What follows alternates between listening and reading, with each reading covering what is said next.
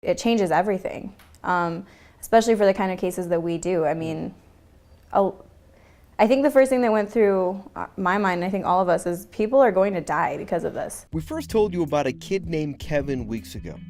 Kevin is 16. From Honduras, living by himself, he was threatened by gangs. Join or die. Kevin ran.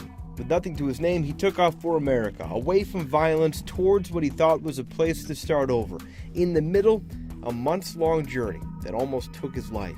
Me sentí bien porque It felt good. I got here alive and I didn't lose the foot or hand, so I felt that I was lucky. Even though you encounter people on the way who want to do things to you, I was lucky enough to make it. Kevin made it. He got picked up by Border Patrol, shipped to Las Vegas where a woman said she'd care for him, and he became a statistic. Kevin is one of the more than 1,000 kids now fighting deportation in our state since the first of the year. That fight got a lot harder last week. If you cross the border unlawfully, then we will prosecute you. It's that simple. Attorney General Jeff Sessions announced that threats of gang violence or domestic violence are no longer arguments for asylum. If your life is in danger, don't look here. Kevin's reason for running is not enough. Attorneys Laura and Mayra with UNLV represent 160 asylum seekers. Under this directive, are almost all or all of these clients affected by this decision from Sessions? Yeah, absolutely. It's going after women and children, women that are victims of domestic violence, and children who are being persecuted by gangs. Here's what the Sessions announcement did. If you come to America for asylum saying the gang is threatening to kill you at home, you have to prove it. Prove that you went to police or the government, and prove they told you they cannot help you. But here's the problem. In most countries, it's not as easy as calling 911. You can't just call the police and they show up to your emergency. You have to go to the police station and make that report.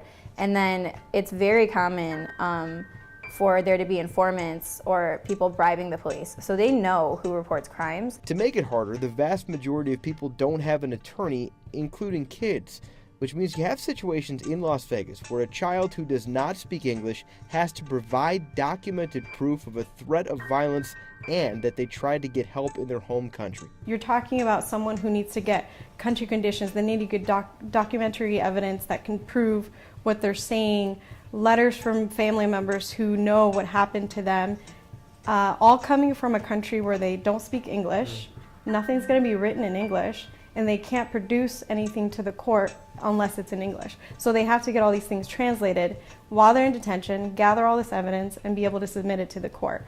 It's almost an impossible task. A lot of these kids are kids. Yeah. For Kevin, well, we have an update. He was denied asylum. He's still fighting through family court to see if that woman can sponsor him while he lives and goes to school here. As for the others, the rule of law rules. Word from the Trump administration so powerful, they back it up with the Word of God.